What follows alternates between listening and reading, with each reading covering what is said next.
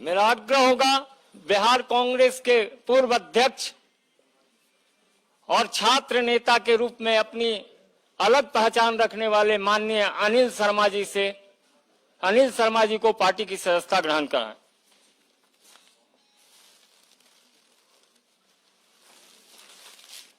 भी हैं जो महागठबंधन के 2019 के प्रत्याशी रहे हैं।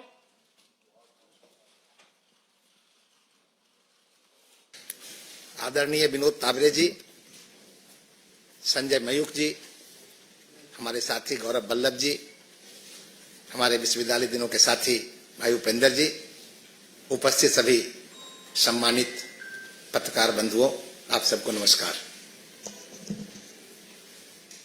मैंने 4 दिन पहले ही पार्टी से इस्तीफा किया है और उसमें भी मैंने बातों को उठाया था कि आखिर कांग्रेस छोड़ने का क्या कारण मेरा रहा है। मेरा साफ आरोप है कि सचमुच ऐतिहासिक कांग्रेस जैसी पार्टी सांप्रदायिकता की मानसिकता रखने वाले नेताओं के गिरफ्त में फंस गई है। वर्तमान अध्यक्ष भी सांप्रदायिक नजरिया रखते हैं और पूर्व अध्यक्ष, वर्तमान अध्यक्ष का मेरा मतलब है माननीय मल्लिकार्जुन खड़गे जी, और पूर्व अध्यक्ष से मेरा मतलब है आदरणीय सोनिया गांधी जी। ये दोनों के दोनों लोग सेकुलरिज्म की बात करते हैं, दूसरे पर कम्युनल होने का आरोप लगाते हैं, लेकिन ये दोनों के दोनों लोग सांप्रदायिक नजरिया रखते हैं। मोस्ट कॉमनल आइडिया जिनका है, सोच है, और उसका प्रमाण के साथ मैं कहना चाहता हूं। पूर्व अध्यक्ष आदरणीय सोनिया जी एक तरफ तो राम मंदिर की प्राण प्रतिष्ठा का निमंत्रण ठुकराती हैं, मगर वही सोनिया गांधी जी जब इटली में, रोम में मदर टेरेसा का सेंटहुड का कार्यक्रम आयोजित होता है तो कांग्रेस के 2 वरिष्ठ क्रिश्चियन नेताओं को रिप्रेजेंटेटिव के रूप में भेजती है, और दूसरी तरफ आदरणीय खड़गे जी, इनका बायसनेस धर्म विशेष के रूप में के प्रति तो आप लोगों ने भी देखा होगा। मैं 1 सेकंड के लिए आपको सुना देना चाहता हूं।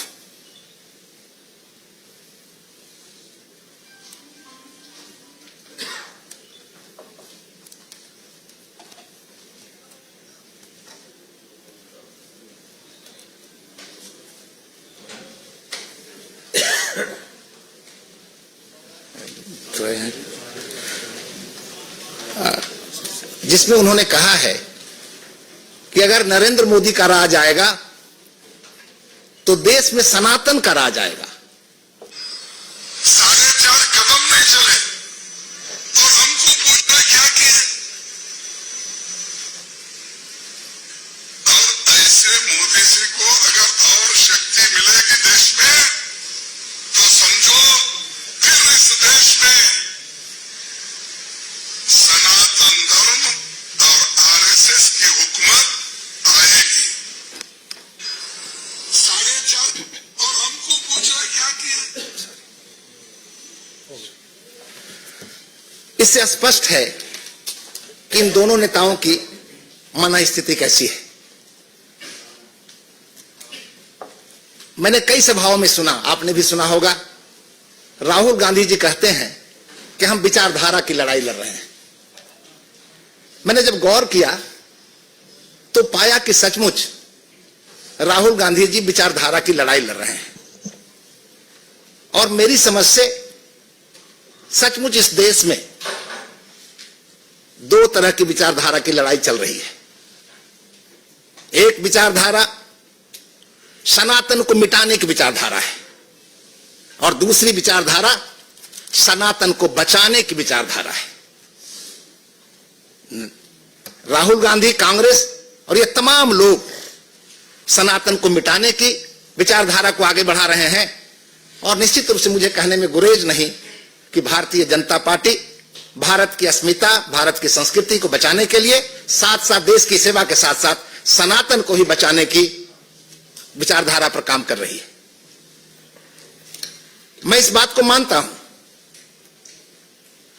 कि भारत की आत्मा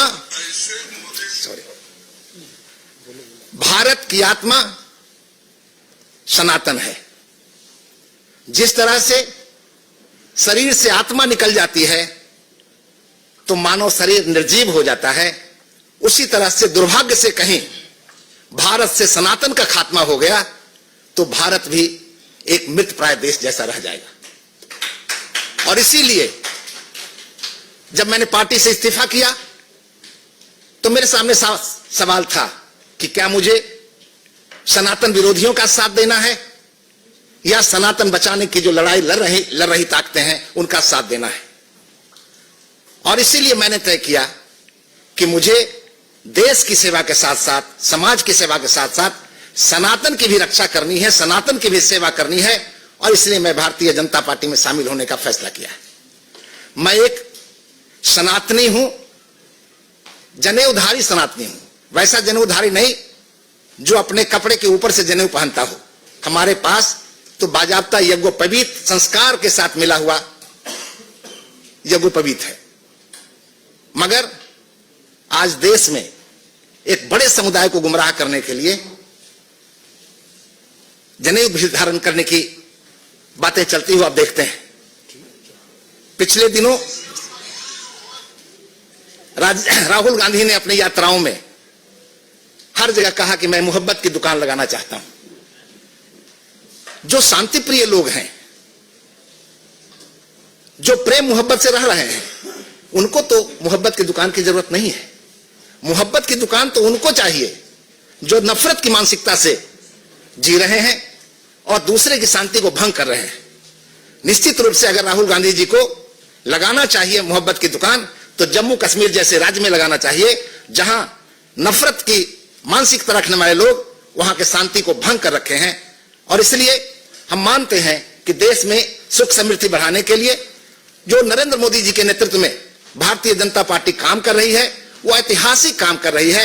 और जो सपना है भारतीय जनता पार्टी का, नरेंद्र मोदी जी का, वो सपना निश्चित रूप से देश की जनता का जिस तरह से झुकाव है, समर्थन है, वो पूरा होगा। उसमें हमारे जैसे लोगों की भी गिलहरी का प्रयास योगदान के रूप में आ सकता है, तो वो करने में मुझे प्रसन्नता हुई है। इसलिए मैंने भी भारतीय जनता पार्टी में शामिल होने का फैसला किया है। बहुत बहुत